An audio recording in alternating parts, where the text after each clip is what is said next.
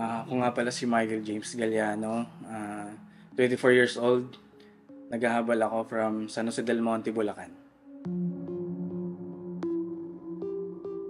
Naano lang ako sa paghahabol dahil sa tropa ko lang din. Bali, inaya niya ako maghabal, ganun. Ano lang, bali yung racket ko na yun, pang ano-ano ko lang sa araw-araw, mga daily needs. Ayun, kaya doon parang tinry ko na rin, parang nagtuloy-tuloy ako. Kapag wala talaga, naghahabal talaga ako. Pag wala akong ibang racket, ganyan. Sa habal ako napupunta.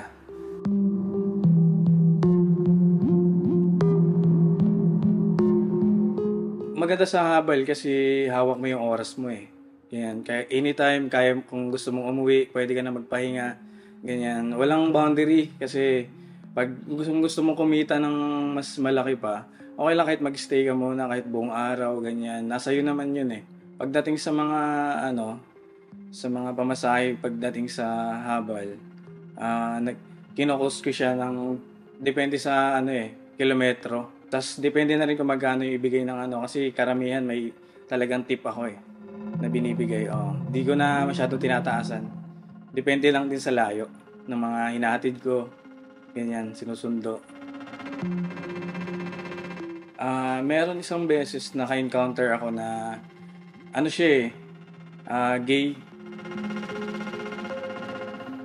Nakilala ko siya sa lang din eh. Kasi yung Fairview malapit lang sa amin. Doon ako madalas natambay kasi doon sa Fairview maraming pasahero talaga. Kahit saan ka magpunta. Ayun, doon ko siya nakita at doon ko na rin nakilala. Yung time na yun, palabas yata siya galing work eh. Ano yata yung work niya? IT. About sa computer. Mga 28 years old. Medyo maputi. Tas kasing height ko lang. Ganyan. Tas mapayat. Naghahanap na siya ng pauwi kasi medyo maulan na yata. Tas rush hour pa. Ayun, nung sinakay ko na siya, siya sa akin. Parang ang dami niyang dinimand na gustong puntahan. Ayan. Tapos mag-a-add na lang daw siya ng pamasahe, ganyan.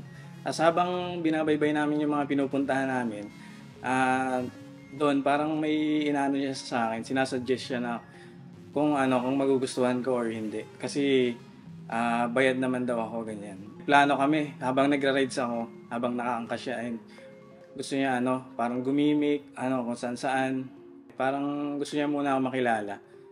Pagtapos nun, inahin niya ako sa isang gimikan. Parang lang siya, normal lang na KTV, mga ganyan lang. Hanggang sa nagkokontakan na kami.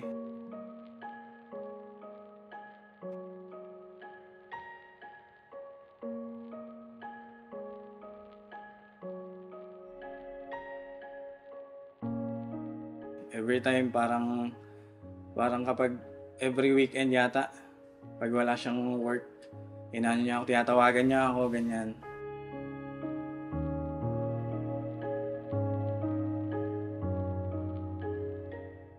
Minsan nagbibigay yan kahit alam mo naman diba, kahit di ko birthday, walang Pasko, ganyan.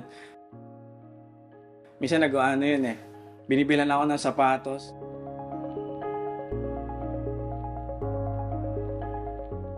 Tapos ayan, one time, nag-inuman yata kami nun. Doon na siya umamin.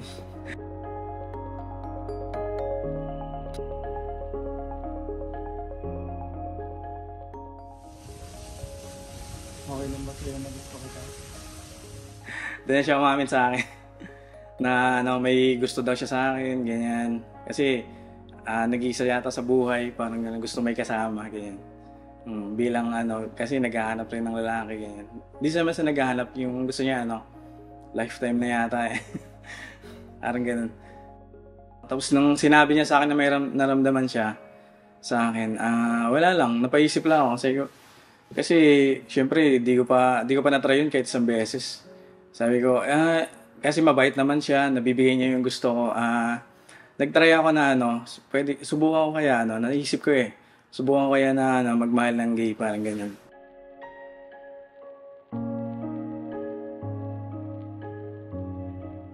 Kaya nag-try ako. Pero hindi, ano yun, kumbaga slow lang siya, slow. Parang slowly but surely, parang ganyan. Yung ano namin, yung pagsasama namin, ganun lang din. Tuloy-tuloy lang, mag-ano siya ng magpapasundo, ganyan. Parang naging ano niya na rin ako, regular na na rider.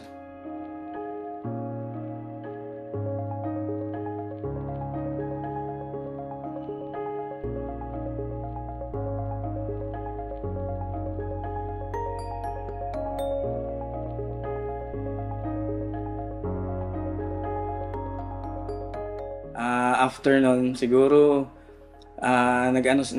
nag-aya siya mag-hotel eh. Tas ayun, yung sa gabi na yon, nang habang nasa hotel kami, syempre, inuman, as lasing na. Alam mo na pag lasing na eh, talagang doon na nangyayari eh. Doon na yung may nangyayari. Tas ayun nga, may nangyari sa amin. Ayun yung di ko inaasahan talaga.